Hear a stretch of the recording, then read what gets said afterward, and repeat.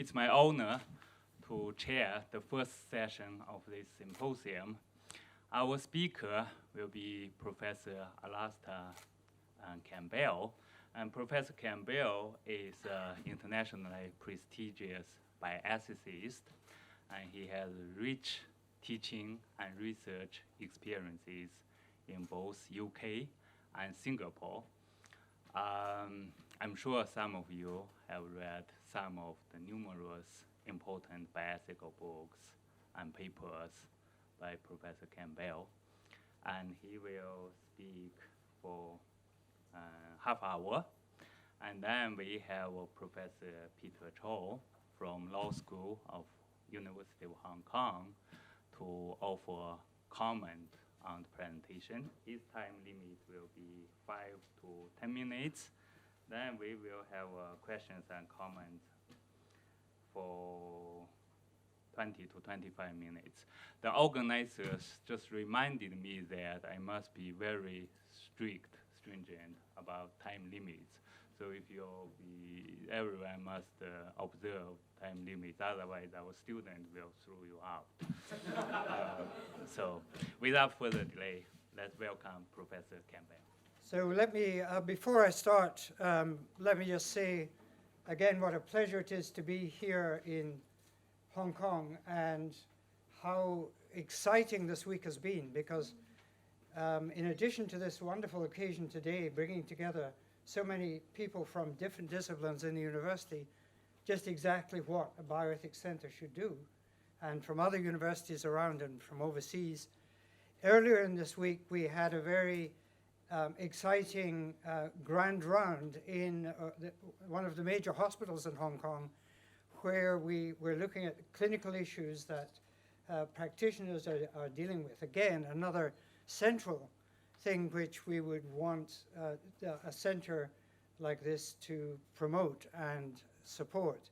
So this wonderful balance between theory and practice, between disciplines of different order of disciplines that can speak to each other in a comprehensible language, that is the goal of any bioethics center. And I think that the center here in Hong Kong, Chinese University of Hong Kong, is getting off to a wonderful start in that.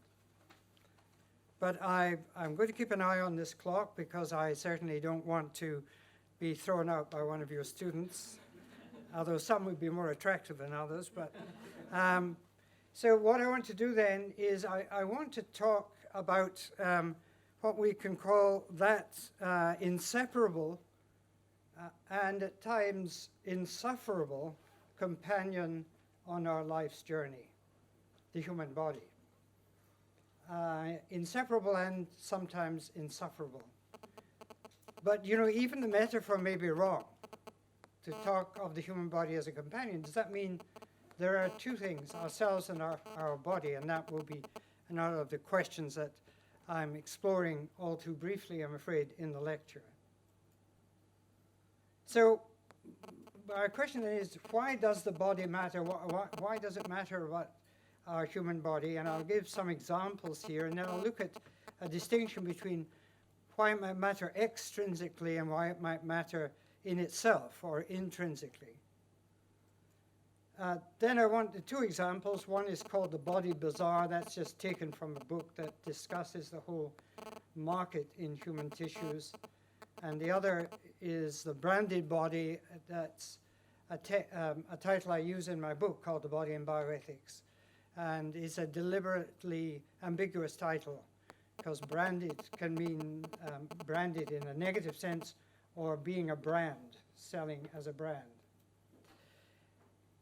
So I want to begin with a slide which illustrates something, again, that someone has memorably said, which is the interesting fact of medicine's preference for the corpse. I do say to my students that you don't need to dress quite like this when you go into the anatomy theater. But one of the obvious things about the dead body has been the history of the body as a teacher, or the body as itself throwing light into medicine that before that largely relied on non-scientific understanding of human behavior and human disease. So we can see even after death, the body has a significance of this kind in terms of being a teacher. And it's interesting that both in the medical school here and in the one in which I teach in Singapore, the idea of the silent mentor, the person who can no longer speak, but who is still a mentor or a teacher to you, is how the students are introduced to the cadaver for dissection. And again, see, that is very significant in terms of this is not just a lump of meat. This is a human body. And what is its significance? Why does it matter? Then there's the body as research tool.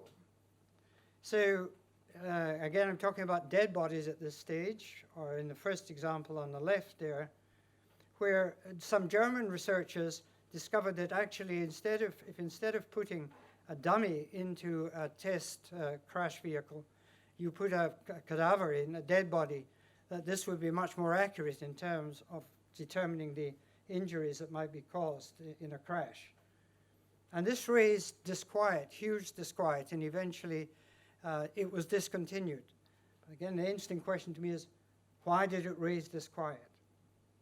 Then the example on the right is a book called Neomorts, which is a fiction, but nevertheless the whole idea by some bioethicists has been explored of the idea that if people are really dead when they're brain dead, and this of course will be discussed in a later paper today, then why not use them more effectively for all sorts of things, not just take out an organ for a heart transplant or whatever, liver or kidney transplant. Why not try new drugs on them, keep them going on the respirator for as long as possible, practice surgery on them. They're dead after all.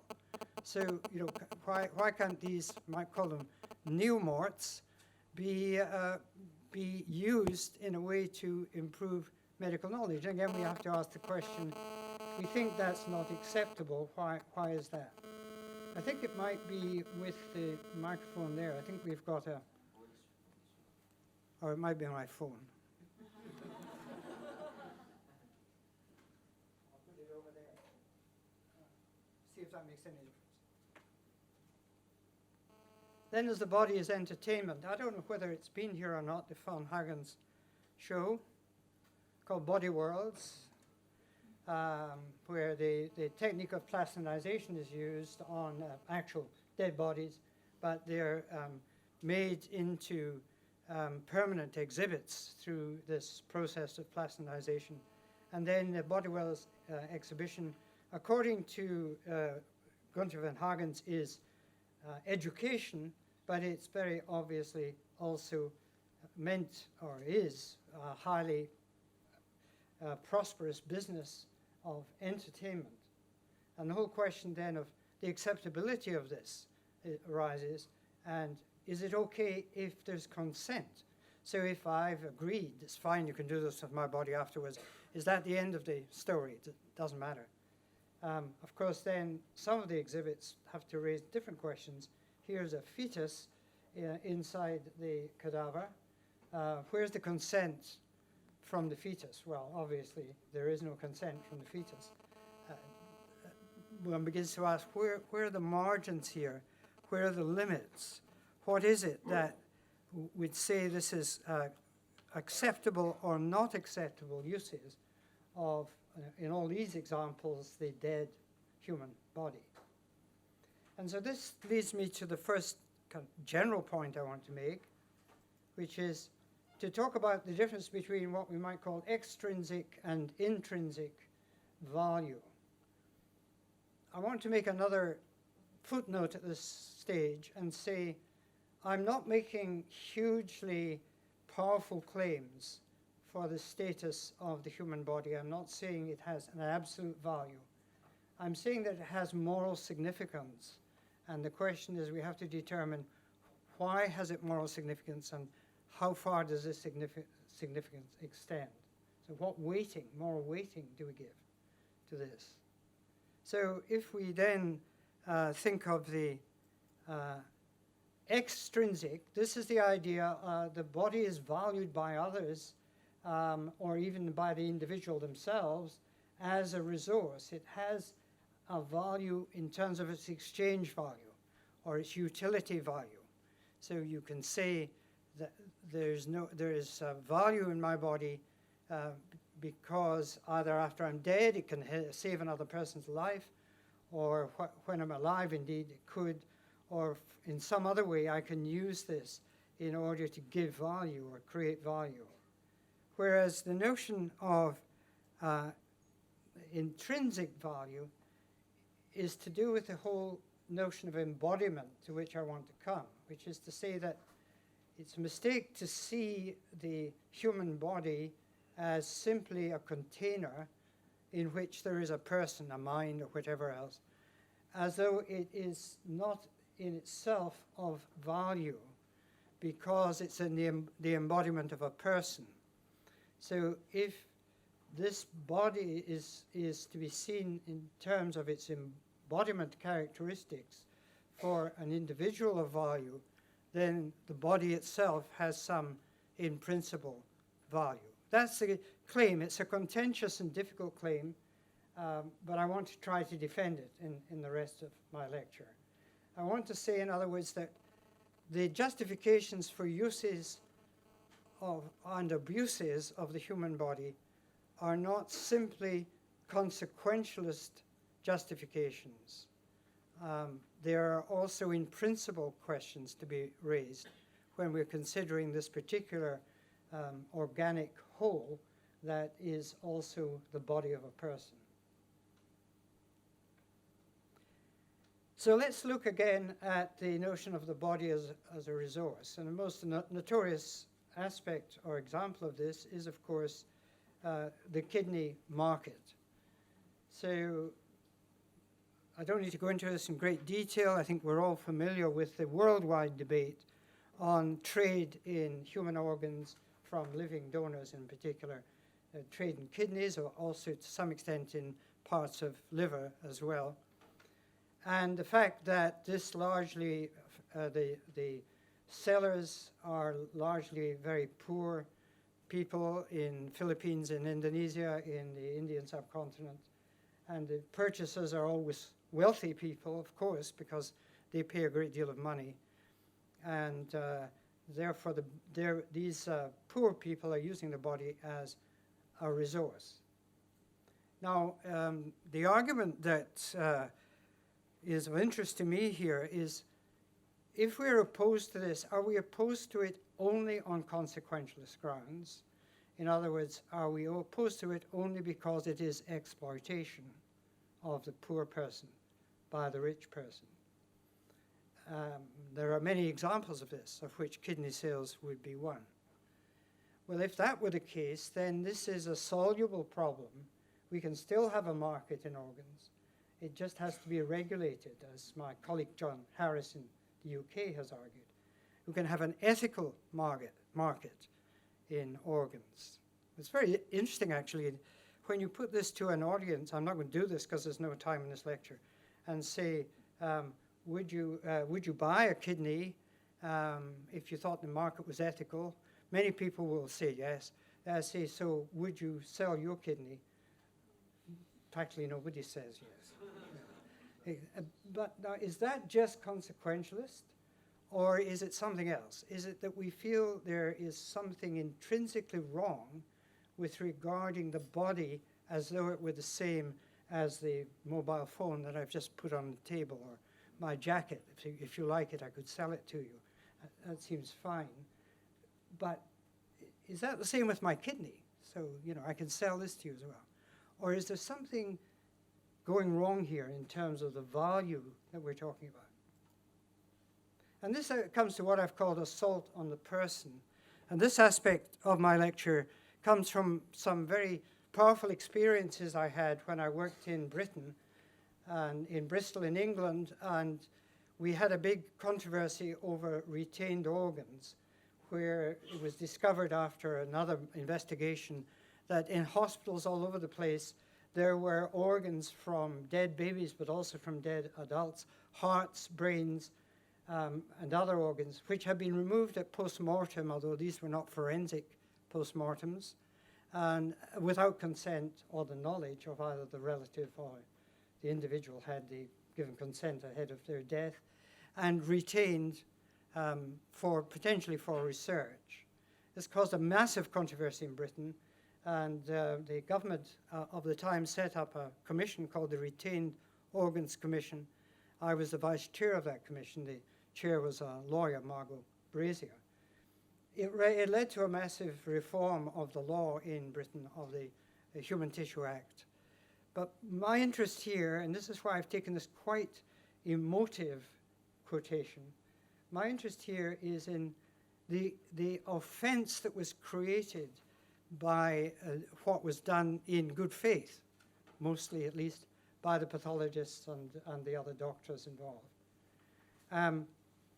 Now you see these parents are saying they're devastated to hear their daughter's tongue had been retained, and then all they hear is the Children's Hospital, and then language saying that they've stolen her body, they're predators, must never happen again. Very, very powerful emotions. If you hear the story of this particular child, you can see why angry they were, because she was, among other things, she had huge difficulty in learning to speak, but she eventually managed to speak. But her tongue was removed and retained.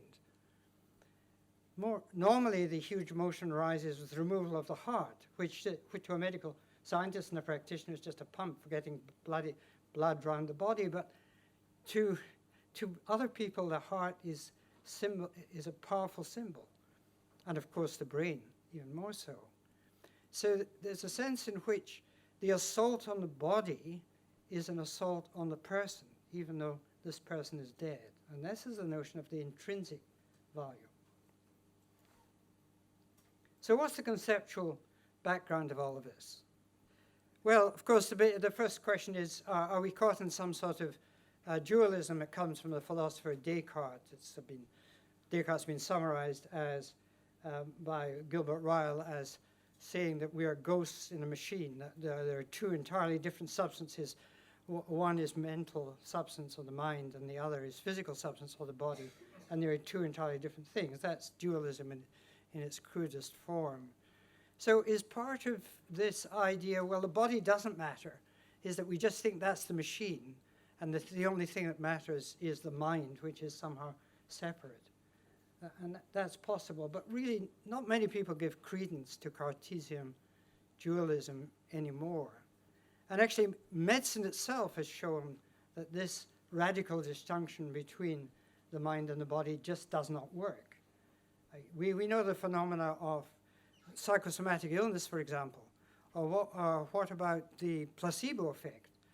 How do we explain this if we believe that somehow the body and the mind are two entirely separate things, different types of being or substance?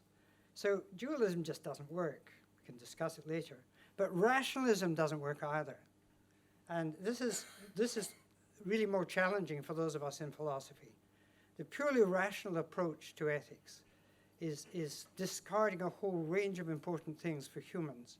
The idea that our emotions are irrelevant, that our gut feelings, that our intuitions are somehow to be discarded in the favor of very careful logical argument, it does not work in morality. That doesn't mean we should give in to the yuck factor, as it's sometimes called. If we we feel nasty about something, we don't support it. But that's a casual dismissal of the very complex business of the relationship between our bodies, our emotions, our mind, our reason, and our values. It's a highly complex interactive situation in which we cannot simply say, as long as we get it mentally clear and there's a good argument, that's all we need to think about.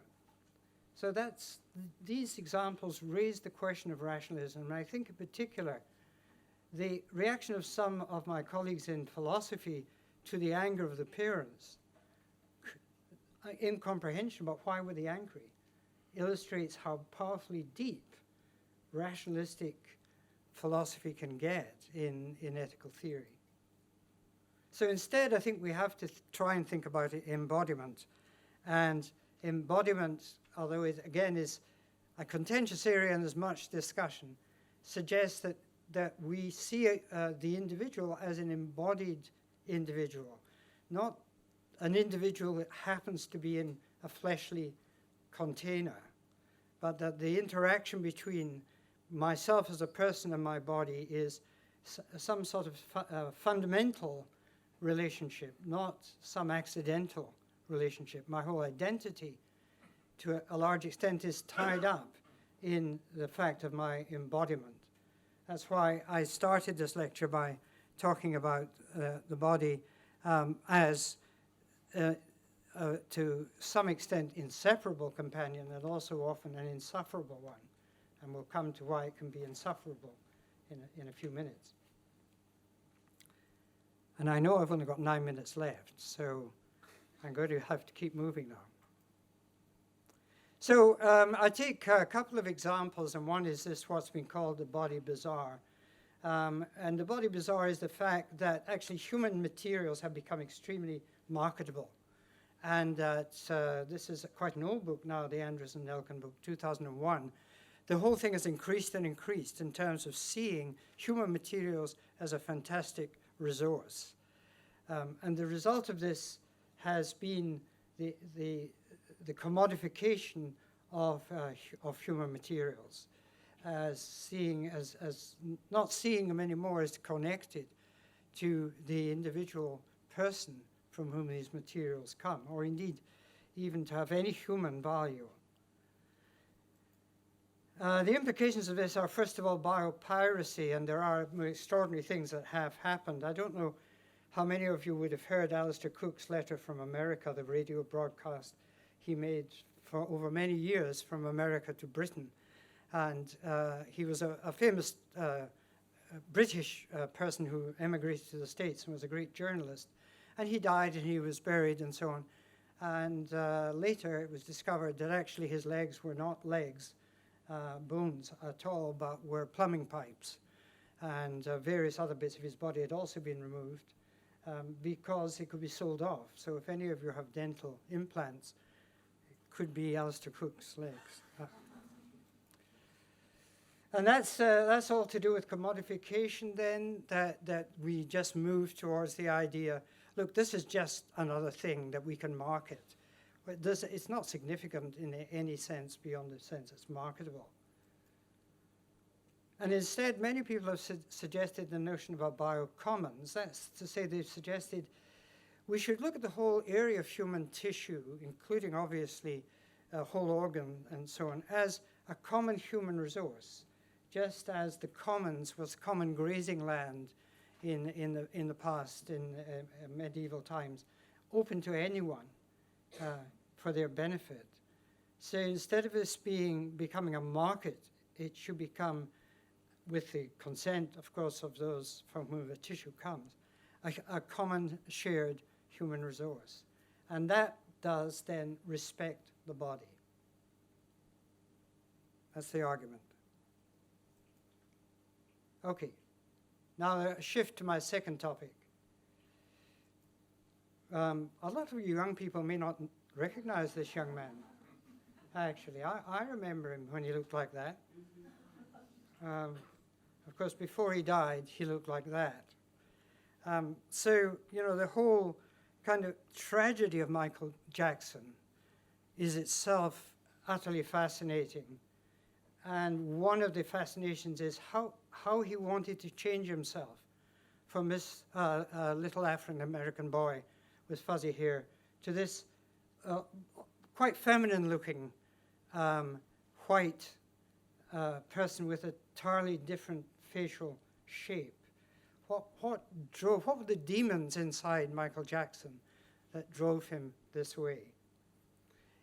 But this is just an extreme example of a very common experience, which is the body seen as inadequate, as not right, as needing to be changed. And I often say in lectures like this, it's very weird that brown people want to be white and white people want to be brown. And actually, if you're a white person, you'll end up pink, like me. Anyway, you won't become brown. So, you know, what's it all about? I mean, it's all about something to do with feeling. This body, we were stuck with it, but it's not right. I have to change it. So first of all is the notion of the perfect body then. That must be the right body for me. It's got to be perfect. Secondly, the other side of that coin is the body that's despised. This body, I can't take this body. I don't want it anymore. Give me a different body. Hamlet's soliloquy, oh, that this too solid flesh would melt and resolve itself into it, thaw and resolve itself into a dew. Get rid of this. I don't want it. It's wrong. And then the ageless body. Okay, it's fine, but let me be young forever. Let me be Dorian Gray and never look at the picture that shows that I'm actually an old, decrepit man. I'm talking in general, not about myself. So here's another example then, which is Susan Boyle. Not many of you will have heard of Susan Boyle, but she had a huge success. A very ordinary Scottish lassie with a fantastic voice, a wonderful voice, and she almost won a talent competition. She was very fat. She had messy hair. She didn't have a very nice complexion. Now that she was a celebrity, that wouldn't do. The makeover of Susan Boyle. She had to be changed into this right-looking body. But it was a glorious voice she had. Why did that glorious voice have to have the right body? So I'm sorry about this. Is a very nasty cartoon. But this is, okay, this is the body despised. So this is when the women look in the mirror, they see this fat woman, and the men see this wonderful guy. It's funny, but it's also tragic, particularly if we think of the one on the left, because this kind of hatred of what you think your body is like leads to death in anorexia. And so the body image thing, thank you, I know I'm running out of, I've got 1 minute. Let me show you one more picture. Okay, baby Jesus with his mum, or baby Jesus with his mum. And this is the point I want to make. The first one is just the image of something that is unreal, ethereal, everlasting, eventually lacks value. The one on the right is what we know. It's like to be a mother and what a child can look like. It's human reality as we know it. So in the interest of time then, I'll be very quick now, and I'll just say there are a whole series of problems that are thrown up by the success of aesthetic or cosmetic medicine.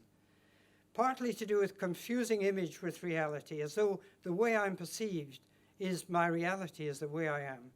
Partly to do with the notion that my body is a brand, so I need to get competitive advantage, I need to sell the brand. And partly to do with the idea, of course, we never die. So we mustn't look old, because once we look old, we're no longer to be successful. And instead, I often quote this poem, Californian poem, how exquisite and how perfect is the living flower, which knows both birth and dying, while the plastic flower, which lasts 1,000 years, is ever brutal in its changelessness. I've offended quite a few hosts with this quotation when I've realized on the table was a bowl of plastic flowers. But here I see there are no flowers of any kind, so we're safe enough. So what are the solutions? I think, both in the market in organs and in the area of aesthetic, so-called aesthetic medicine, we need to have tougher legislation and regulation than we have at the moment. And otherwise, we're moving towards what I believe is a failure to recognize the value of the human body itself. It's intrinsic, not merely its extrinsic value. Its value because it's related to the person, and it's the person that has the value, but that person is embodied. We should reject the market in the area of human body materials. We should see this as a shared human resource. And we should celebrate difference. We should actually be very pleased. There are people that look very different from each other.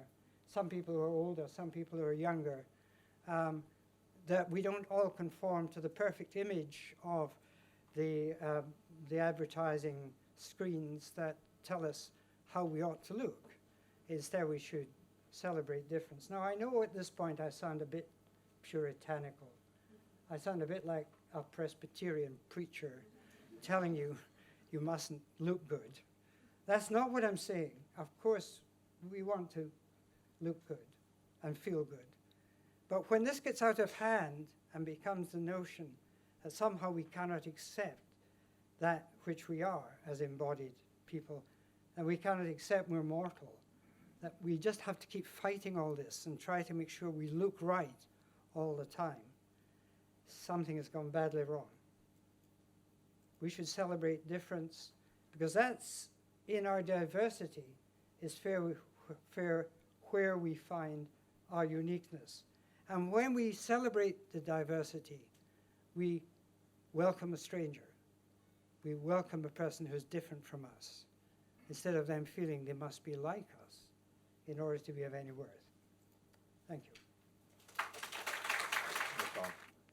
So thank you very much for Professor Campbell's talk, which I found very interesting.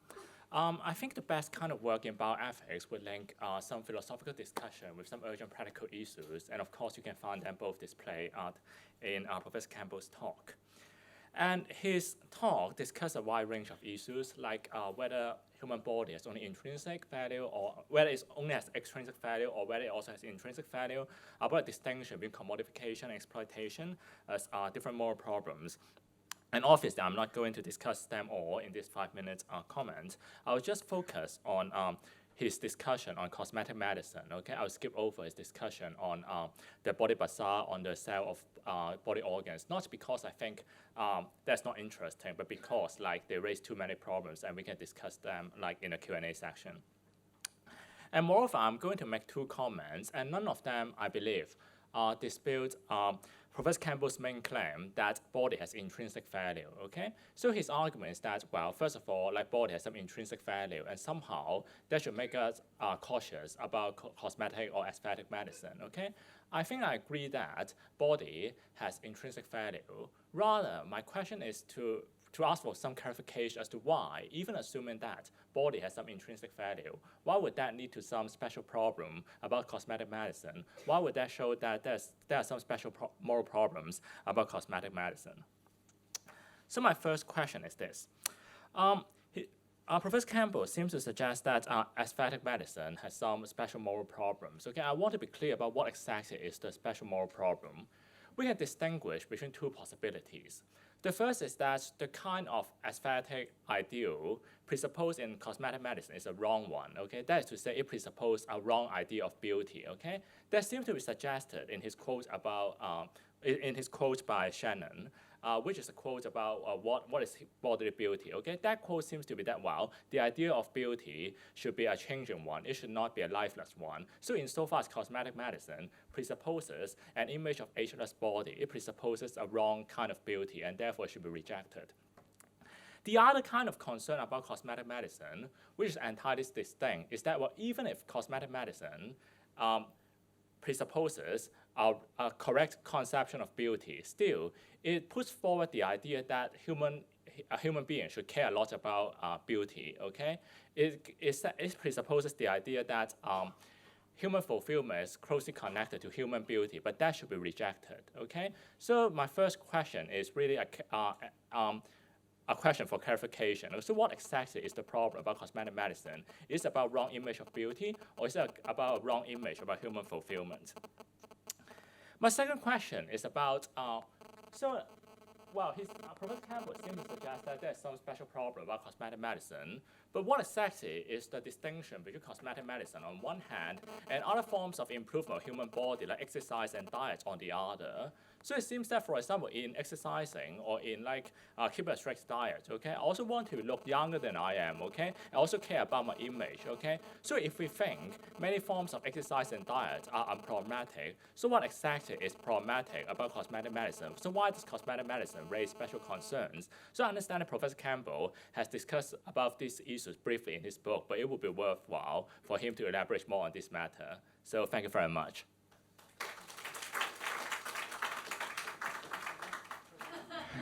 I feel on the shakier ground in the cosmetic medicine area or the aesthetic medicine. I use the word aesthetic medicine because that is the in term now and does imply something about it being art, some kind of art.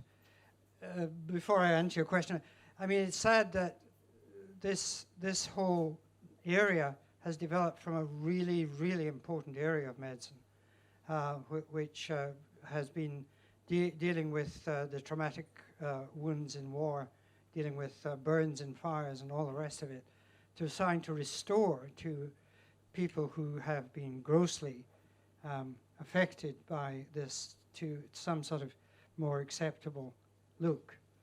But now aesthetic medicine goes beyond that, and it says, but you may look okay, but we can make you look even better.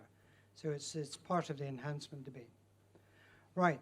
So you asked, the first question was, what is it the agelessness notion that's wrong in this one, or is it the idea that beauty itself brings some kind of fulfillment? My main argument is the second argument, which is that I'm arguing that the notion of beauty is so utterly subjective and culturally determined and often highly discriminatory that's the bit that is being fed into by aesthetic medicine and other marketing devices to make people buy things. That is the most worrying because it's the one that moves towards the notion of a single image of beauty. And anyone who knows the slightest thing about the history of art knows how utterly culturally relative that is. You just need to look at the history of the female nude in art to realize that. So that to me, it's this notion of value related to appearance that is the more worrying of the two. But the more difficult question you ask, to me, the more difficult question, because I find it a difficult question, is why am I objecting to this surgery, but not objecting to buying makeup, having your hair done, going to the gym, all the rest of it? There are many, many ways in which humans make themselves look better or feel they look better and stay younger and fitter and so on. The answer I'd have to this is the radical nature of the surgery itself, that the other changes are not permanent changes, but the whole risk in the area of cosmetic medicine, cosmetic surgery, is that this is a major change to the individual, which itself can be extremely traumatic and damaging to the individual, and is a false chase for something that they will never find if they are really disturbed about their appearance, because there'll never be enough of it. And that's why it's such a successful market in medicine. But I think I need to leave time for more questions. Okay, thanks. That's all I have to say for now. Yeah, Peter, I'm sure you'll have time later to break in or. Okay, let me open the floor first. Yeah, no. Okay, that gentleman first, then as the lady second, then Professor Zhonglei third. Let me collect 3 questions in your group first. Okay. I'm not really familiar with might, so just try. I'm quite curious to what extent and let's say an attack to the body actually constitute the assault to the person, because the example used involve radical changes to body. Let's say if we have technology that can extract just part of our body tissues and put it into the market, whether it also constitute an assault to the person as well. Because in a sense, the intuition I get from the example you show, the case of kidney selling, seems to involve some kind of irreplaceable body trait. But what if that body part is tradable or replaceable? Then does it also constitute an assault to the person as well?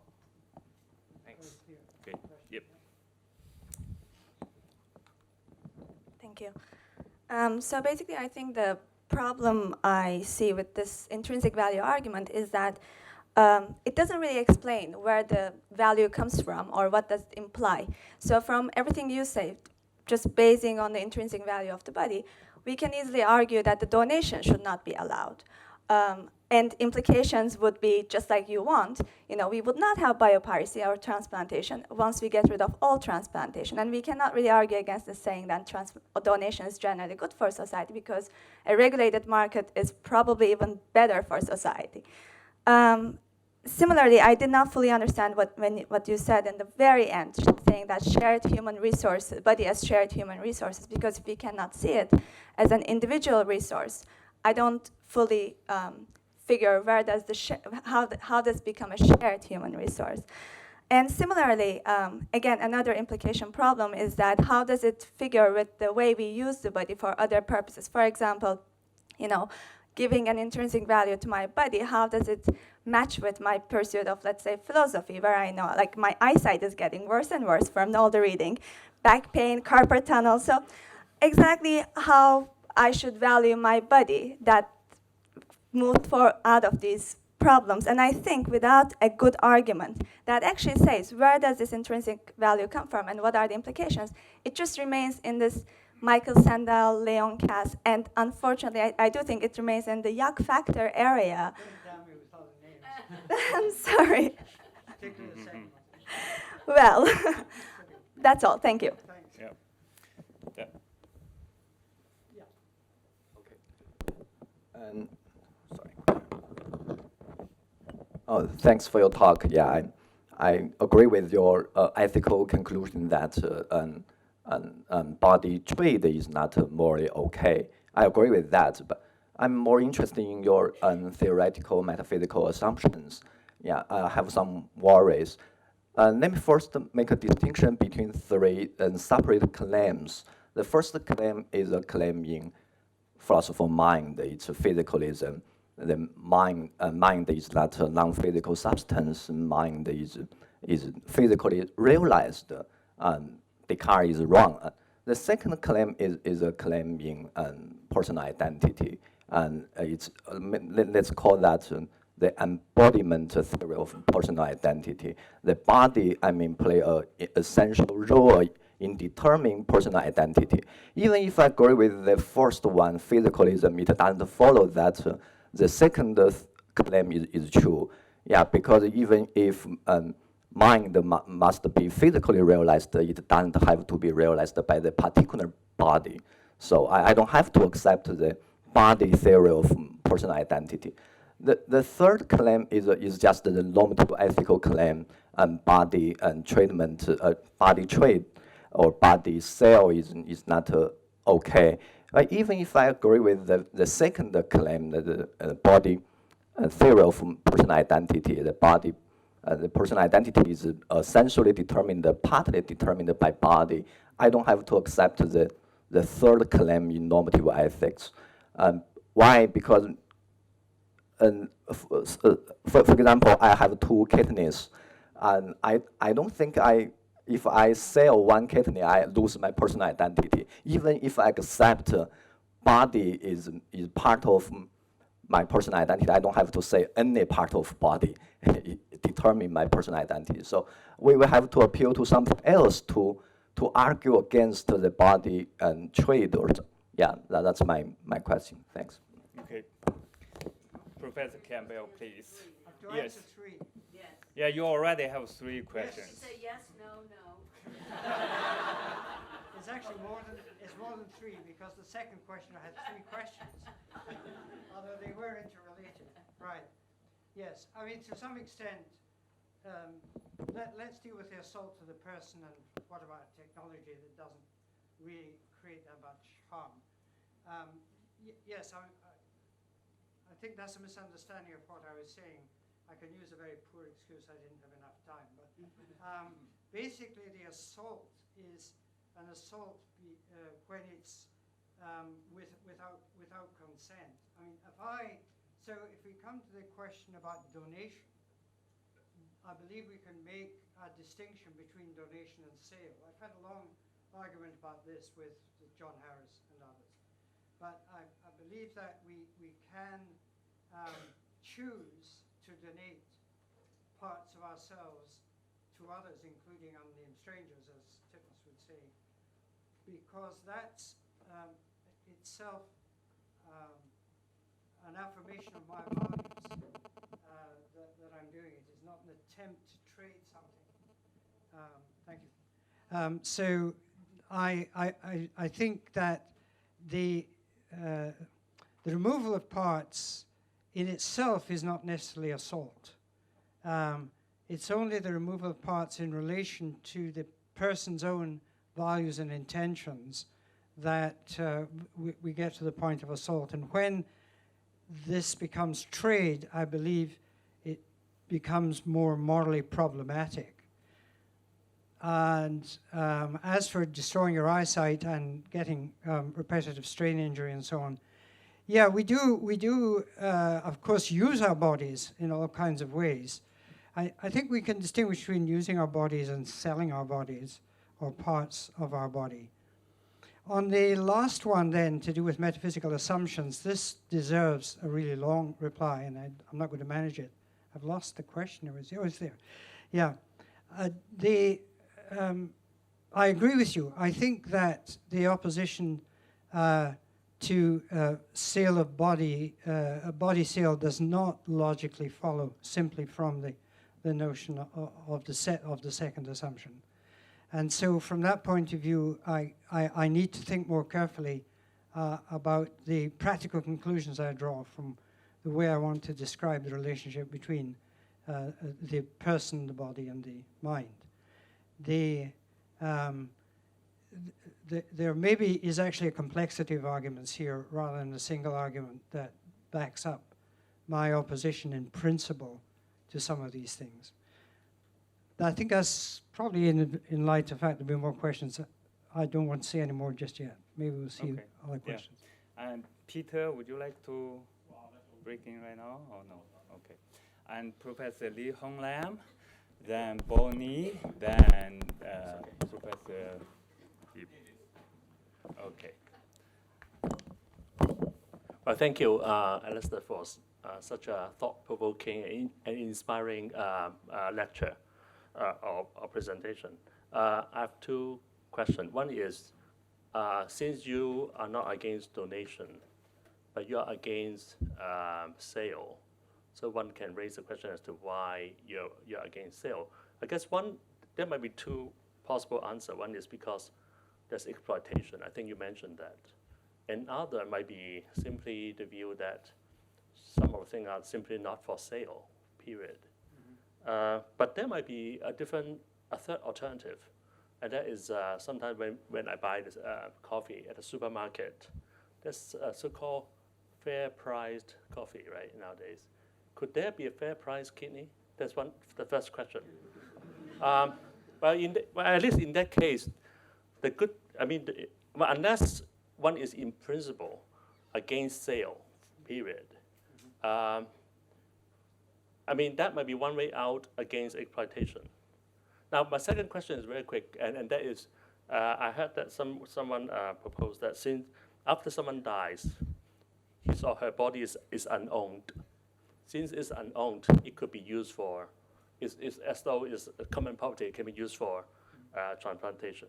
Thank you. Okay. Yeah, abandoned body, thanks.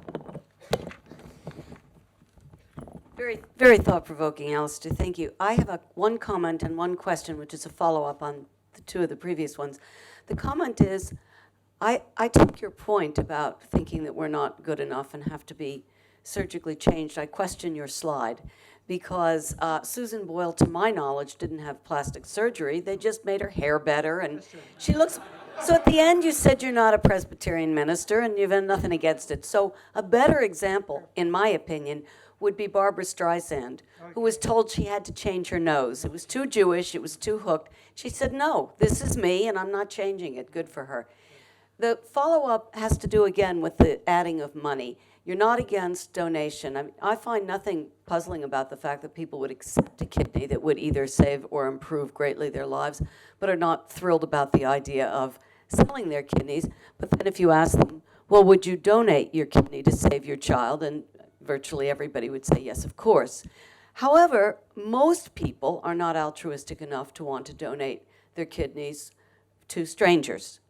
So we start with, well,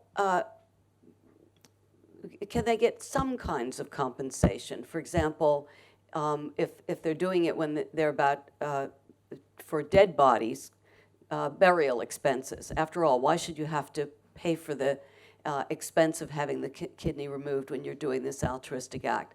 And then the next step would say something like fair trade. What would be so wrong? Now, I assume that what you have in mind is something like, well, there are some things that when we do for not money, just adding money changes the moral character. And then the clearest example would be prostitution. I take pause with that, but there are different ways of looking at that. What if we had a system of prostitution closer to what they have in the Netherlands, where sex workers are regarded in the same way that masseurs are regarded in Thailand? You know, I mean, essential service, and there's nothing wrong with it. If we actually respected and didn't think of as dirty or whatever prostitutes, would there be anything so wrong as compensation? And if it could be in that era, why not fair trade in organs?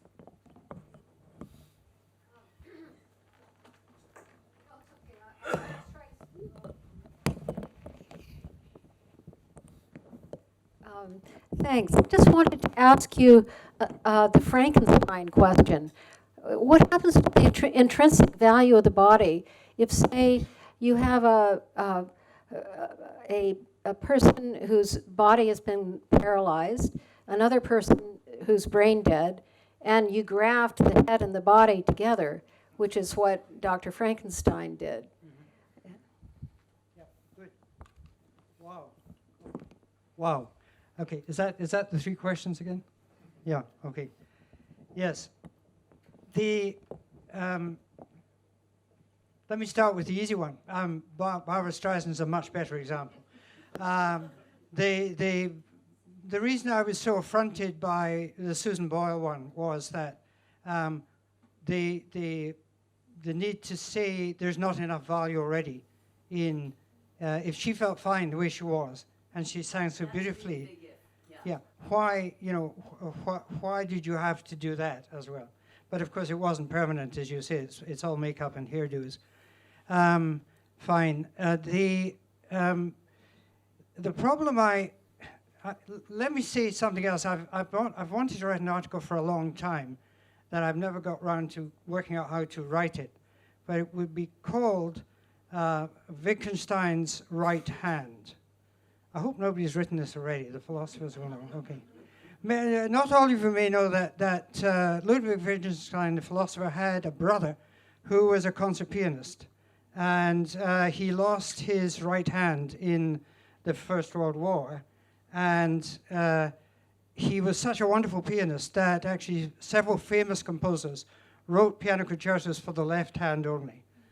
Of course, Wittgenstein, the philosopher, didn't actually need his right hand because he could have learned to write with his left and still be a wonderful philosopher.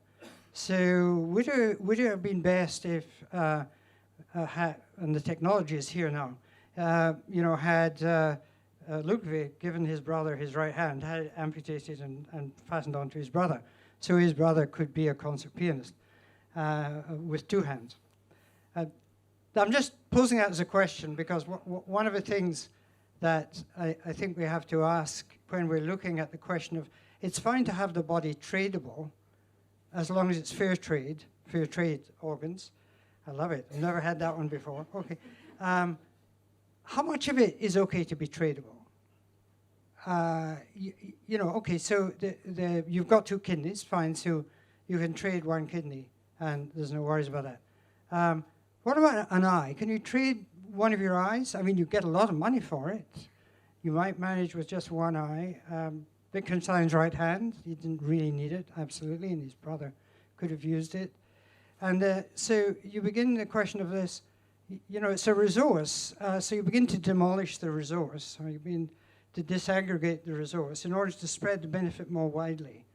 So, however much you talk about a fair market, there gets a point where I think anyone begins to feel uneasy and feel, actually, we shouldn't really be treating bits of the body as though they're just bits of material. And that's why I want to keep trying to defend the much more difficult thing, which is opposition in principle to trade in human body parts and tissues, rather than simply a consequentialist argument which says it's exploitative, but we can deal with the exploitation, in which case then it's okay. So anyway, it's to do with bodily integrity, right, that bit.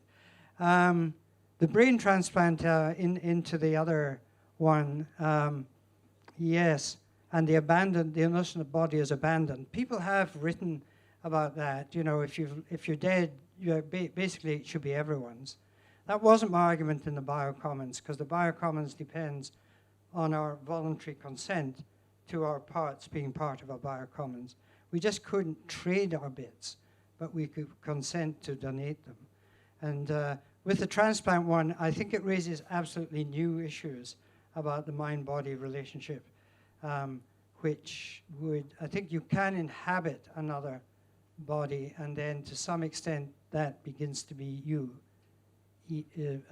provided it's the brain that's moved over. Peter? Okay, I think I can talk to the mic. Will that be okay? Thanks. So I got two questions that follow up from the questions that were just raised. The first is that you are against sales of organs in principle, but you have nothing against donation, at least in principle. So it seems that you must be presupposing that intention somehow matters to permissibility, because so basically the difference between donation and sales is the intention of the one who separated the organ from his body. So I know it's terribly hard to defend that kind of general claim, but am I right that you are presupposing that intention matters to permissibility? And second, if that's the case, do you have some general argument for that? The second question is that, back to the question about what separates cosmetic medicine from exercise and diet. So you said that one form of change is more permanent. How about a breast transplant? Like, I think nowadays, okay, if you enlarge your breast by surgery, it can easily be reversed, okay? So you have no problem with that if the argument is only about the permanence of the change. So, and some form of changes brought about by exercise and diet are very permanent, okay? My mom always told me that, well, do more exercise, it's good for your health permanently.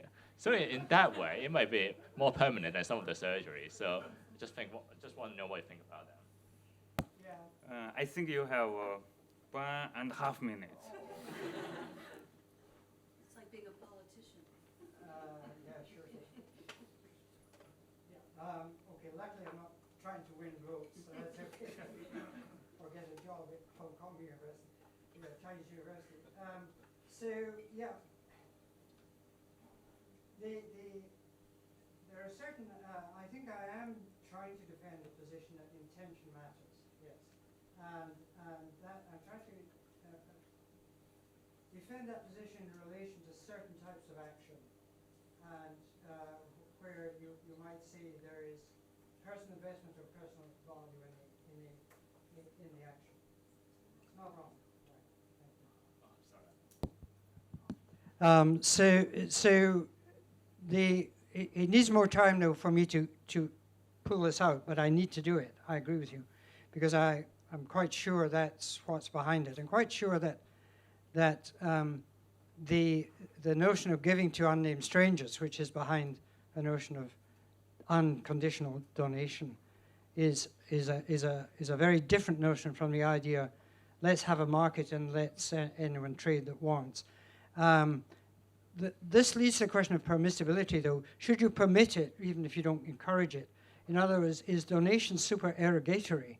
Is it commendable, but not the only thing it should be possible to be done? I don't think it's supererogatory. I think that it is a commendable thing that not everyone needs to do. But I think that within the boundaries of obtaining human tissue for saving another life, it should be those intentions that operate. The abandoned body, yeah, you can go that way. I mean, people have written, say, look, you know, the bodies are so useful and it's no use to the person anymore. Why can't the state just take it over and use it? We're back to intuitions again, as well as other bodies that I've tried to suggest. It would seem something has been lost in human value here by regarding it merely as a bit of garbage that is potentially recyclable and then usable.